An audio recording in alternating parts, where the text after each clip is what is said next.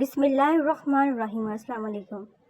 ایک حدیث میں ہے کہ رسول پاک صلی اللہ علیہ وآلہ وسلم نے ارشاد فرمایا، میں اس پر قسم کھا سکتا ہوں کہ صدقہ کرنے کی وجہ سے کوئی شخص غریب اور مفلس نہ ہوگا۔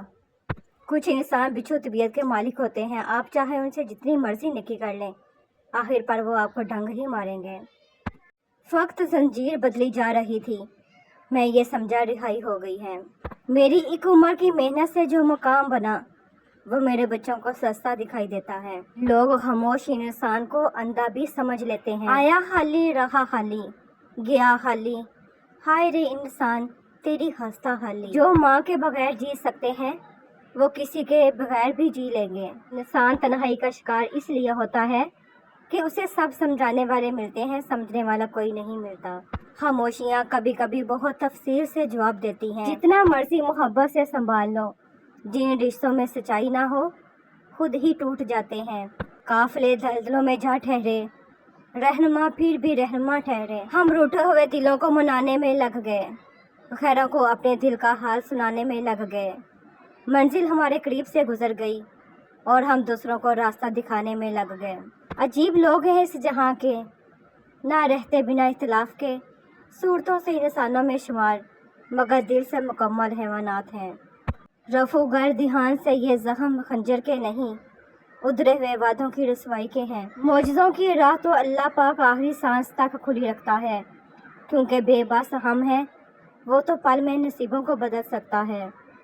دعا دل سے مانگی جاتی ہے، زبان سے نہیں، قبول تو ان کی بھی ہو جاتی ہے جن کی زبان نہیں ہوتی۔ کتنا دکھ ہوتا ہے نا جب ہم کسی پر اندھا اعتماد کریں اور وہ یہ ثابت کر دے کہ ہم واقعی اندھے ہیں۔ رسول پاک صلی اللہ علیہ وآلہ وسلم نے ارشاد فرمایا، میں تمام مخلوق کی طرف رسالت کی شان کے ساتھ بھیجا گیا ہوں اور مجھ پر نبوت کے سلسلے کو ختم کر دیا گیا۔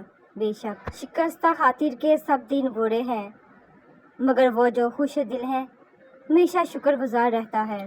عزت عورت کو دیے جانے والے تحفوں میں بہترین تحفہ ہے، مگر اتنا قیمتی تحفہ دینا ہر مرد کے بس کی بات نہیں ہے۔ نصیب بے شک اس کے ہاتھ میں ہے، مگر دعاؤں کا اختیار اس نے ہمیں دیا ہے، اور دعائیں ہی ہیں جو تقدیر بدلنے کی طاقت رکھتی ہیں۔ بابا جی کہتے ہیں، بیٹا الفاظ جو بھی ہوں، جیسے بھی ہوں، لوگ مطلب ہمیشہ اپنی مرضی کا نکالتے ہیں۔ خدا کے چنے ہوئے لوگ ہی دوسروں کا درد چنتے ہیں، یہ ہر کسی کے بس کی بات نہیں۔ علم انسان کی تیسری آنکھ ہے۔ رسول پاک صلی اللہ علیہ وآلہ وسلم نے ارشاد فرمایا، صبر صدمے کی ابتدا کے وقت ہی افضل ہے۔ عشق کے عشق سے بھی عشق کرنا عشق ہے۔ آنسو ہر دل کو نہیں پگھلا سکتے، یہ فقط ان دلوں پہ اثر انداز ہوتے ہیں جن میں رب بستا ہو۔ کیا کہوں زندگی کے بارے میں، ایک تماشا تھا عمر بھر دیکھا۔ کسی کی خوشی سے حسد کرنے کا کوئی فائدہ نہیں، سب کو وہی ملتا ہے جو اللہ پاک نے اس کے نصیب میں لکھ دیا ہو۔ کسی کو اذیت دینے کے بعد اس کے صبر اور خاموشی سے ڈرو۔ کچھ غلطیاں دوسروں کی زندگیاں ویران کر دیتی ہیں، ایسی صورت میں صرف زبانی معافی کوئی معنی نہیں رکھتی، ممکن حد تک ازالہ ضروری ہو جاتا ہے، ورنہ عمروں کے رونے آپ کی نسلوں کا پیچھا کرتے ہیں۔ یہی اللہ پاک کی وہ لاٹھی ہے جو بے واس ہے۔ وہ زمانہ نہیں رہا صاحب جب بچھڑ کر ملال ہوتا تھا۔ رسول پاک صلی اللہ علیہ وآلہ وسلم نے فرمایا، اے اللہ میں دو کمزوروں، ایک یتیم اور ایک عورت کا حق مارنے کو حرام قرار دیتا ہوں۔ رسول پاک صلی اللہ علیہ وآلہ وسلم نے ارشاد فرمایا، جو شخص زیادہ سود کھائے وہ بالآخر کنگال ہو جائے گا۔ نبی کریم صلی اللہ علیہ وآلہ وسلم نے ارشاد فرمایا، جو شخص بازار میں داخل ہو کر چوتھا کلمہ پڑھے تو اللہ تعالیٰ اس کے لیے 1000 نیکیاں لکھتے ہیں، 1000 صغیرہ گناہ معاف فرماتے ہیں اور 1000 درجے بڑھاتے ہیں۔